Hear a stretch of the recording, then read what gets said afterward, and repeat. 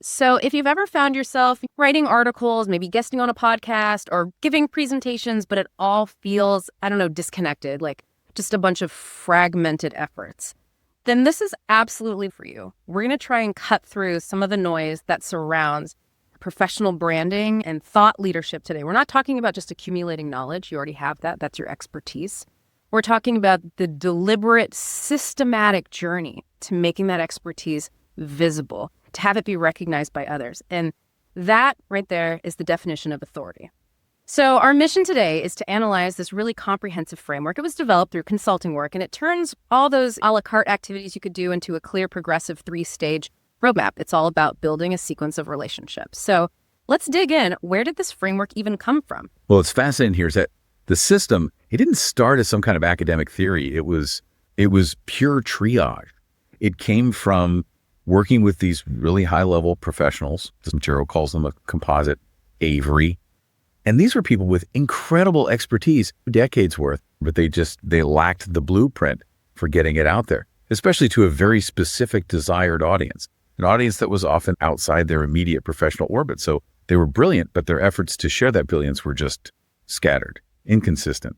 So they're looking at their options, write an article, start a podcast, do some consulting, and it just feels like this long, stressful list of to-dos, not a strategy. Exactly. When they looked at those options, they seemed totally random. Why write when you could speak? Why podcast when you could consult? But the core insight, the thing that developed the framework, is that these options, they're not random choices. They're actually stages of progressive relationship building. You're not just picking activities, you're deciding how deep of a connection you really want to build with your audience. That's such a useful reframe. It moves the focus from what content should I create to what relationship do I want to build?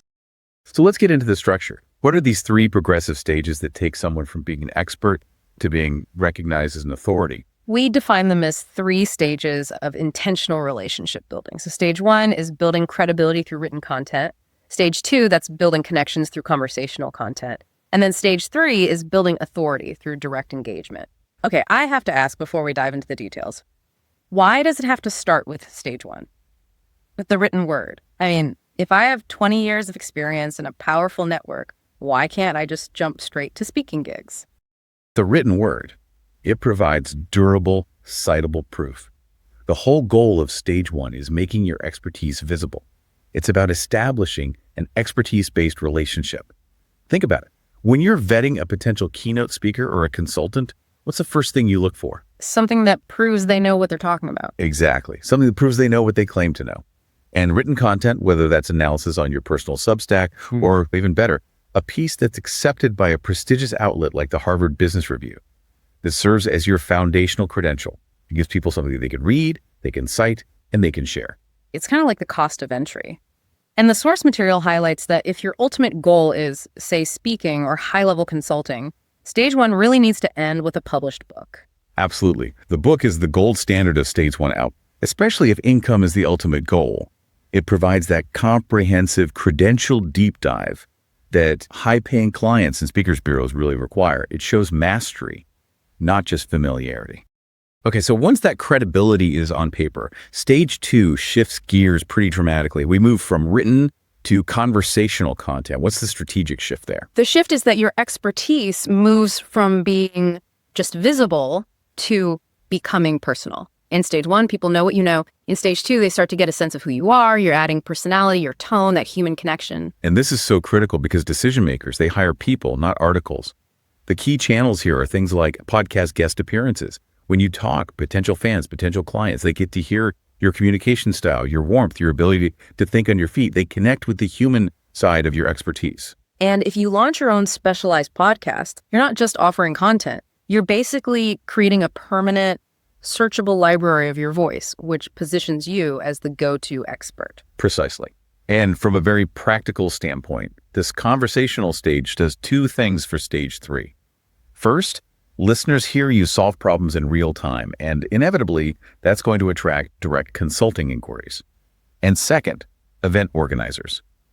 They rely so heavily on podcasts now. They need to hear your delivery, gauge your engagement, and see if your expertise actually translates to a compelling stage presence before they book you. It's the speaker audition. That makes a ton of sense. So stage 1 gives them the proof, stage 2 gives them the personal connection, which means stage 3 is the final step, direct engagement. This is where you really cash in on all that prior work. That's exactly right. Stage 3 is all about applying and demonstrating your mastery in real time. This is where you build those authority-based relationships. You move from being an expert who shares ideas to being the sought-out problem solver. And the key channels here are speaking conferences or customized workshops and consulting, whether that's one-on-one or big organizational contracts. And this is where the income potential just skyrockets. You're exchanging your deep knowledge and your direct time for premium fees. That's really different from stages 1 and 2, which primarily build visibility and reach. This is the culmination of the whole system. That structure is so powerful because it explains the why behind the order. But, systems always sound great in theory. Let's look at that real-world example from the source material. It shows how this compounding effect actually plays out, even when the person didn't have it all mapped out at the start. The Writer's Digest example is perfect for this because it shows what happens when you just commit to that first step on a credible platform. It all started with one single article, taking the short tack with short fiction, got accepted. And that one act established stage 1 credibility. It gave the author paid contributor status, a tangible asset. Okay, so they published successfully, they had the foundation, but how did that one article turn into compounding authority? I mean, usually one article just kind of sits there. Well, it didn't sit there because the author was already sort of leveraging stage 2. They had his podcast where they interviewed other experts. But that Writer's Digest credibility was the missing link. Because they had written that article, the editor trusted their expertise and asked them to serve as a judge for the short fiction contest. Oh, wow. That is a massive authority boost. Exactly. It totally expanded their expertise from author to a recognized arbiter of quality in that niche. And then they started connecting the dots, right? Leveraging skills they already had from a corporate background. Precisely. They recognized they were acting as an internal connector. In their prior corporate life, they'd been a project manager, often the person who links two completely different teams or resources together. They brought that through-line skill, that core skill, into the publishing world. So they leveraged their podcast network to link Writer's Digest with other indie publishing experts for new content ideas. They didn't just write, they facilitated. This just solidified their status as a go-to expert who could simplify complex partnerships. And that connector role directly propelled them into high-level stage 3 activity. The authority just compounded. That strong connection led to multiple speaking slots. And the beautiful part is that those talks then led to teaching webinars for Writer's Digest University, reaching attendees all over the globe and creating a totally new revenue stream. So the takeaway is that each opportunity built on the one before it. The framework works because you don't need to see the entire path. You just need to take that first step on a credible platform and then commit to saying yes to the right opportunities as they show up. That's the core message. It moves you from hopeful guessing to strategic execution. Okay, so we've talked about the framework, but the source material points out the single biggest challenge that stops people before they even write that first article. It's the clarity problem, deciding what expertise you're actually going to build authority around. This is often the hardest question to answer, especially for experienced professionals who are maybe exploring a second act or a sideline project. They have so much experience, they just struggle to focus. They tend to face 3 distinct clarity challenges. Let's spend some real time on this because without this focus, stages 1 through 3 are kind of meaningless. Let's start with challenge 1, being too broad. Right, so the professional thinks, I'm great at process optimization, team leadership, and change management. So they try to launch content covering all 3. The problem is that scattered effort just dilutes your authority. No one knows what to hire you for. You become a generalist in a sea of specialists. So what's the practical solution for that? How do you overcome that tendency to embrace all the complexity of your career? You need ruthless prioritization. The solution is to ask yourself this question. If I could only be known for one thing that would create the most value for others, what is it? You're not abandoning your other skills. You're simply choosing the highest value front door. That one focused domain is your stage 1 launch platform. Okay, challenge 2 is the expert's curse. I think everyone listening can probably identify with this one. Oh, it's the professional killer. You know your field so well that the things you do intuitively, they just feel routine or obvious. You assume everyone knows it. But what is routine to you is a revelation to someone else. It's a massive efficiency gain or a totally new way of thinking. And if you can't see the value you provide, you can't articulate it. And you certainly can't monetize it. So how do you find that blind spot? How do you see what's valuable? The solution has to be external. You have to ask other people. Interview 3 people who know your work intimately, a former client, a colleague, a manager, and ask them, what do you think I'm unusually good at? And then you just have to shut up and listen for the patterns. The source material gives a fantastic example of this. The expert was repeatedly called the glue by different managers who didn't even know each other. They thought they were a strategist, but what they were unusually good at was being the intermediary, translating technical jargon into business language or linking product teams with sales teams.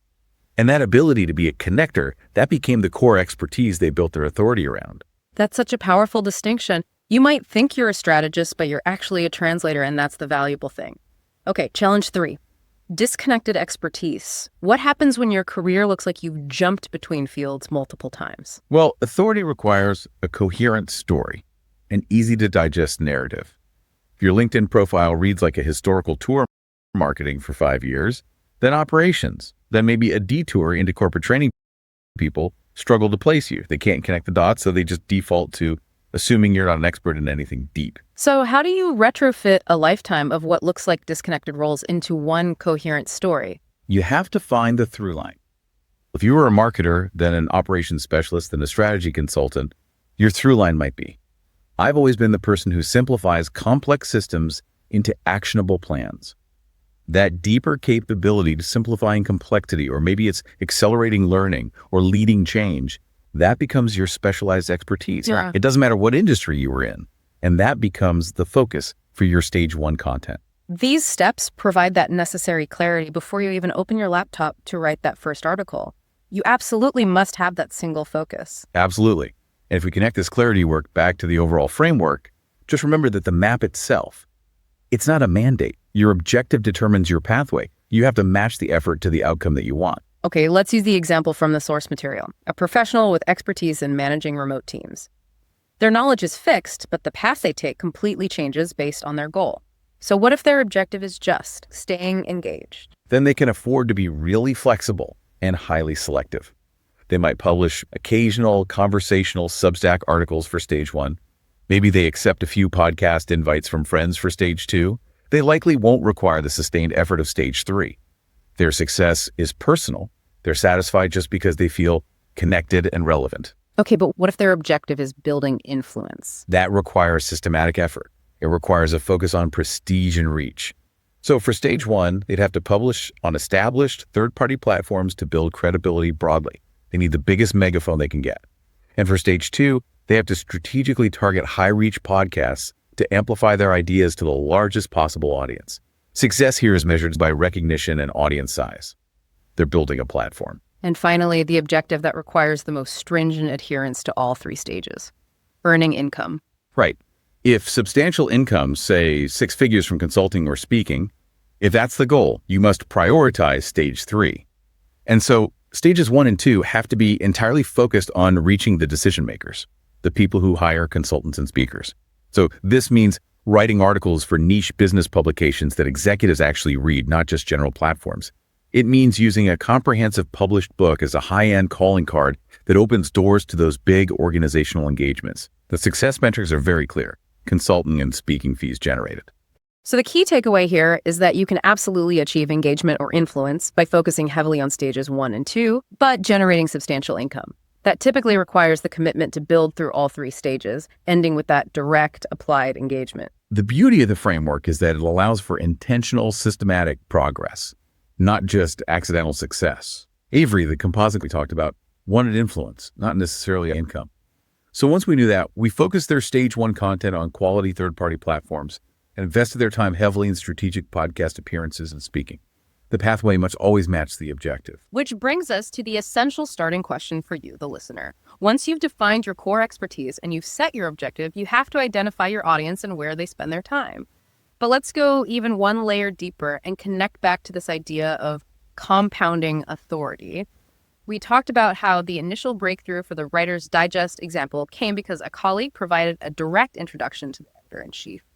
We've spent this entire deep dive talking about the power of content for building credibility, but that story, it really highlights the immediate power of connections.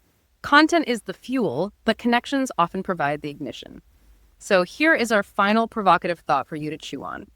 If the platform, the Substack, or the HBR is where you publish your stage 1 content, what's the one person in your field, not the platform itself, who could provide the single critical introduction that starts your entire compounding authority journey? Think about the person who provides the foundation for that very first step, not the final destination. Find that person and you've unlocked the system.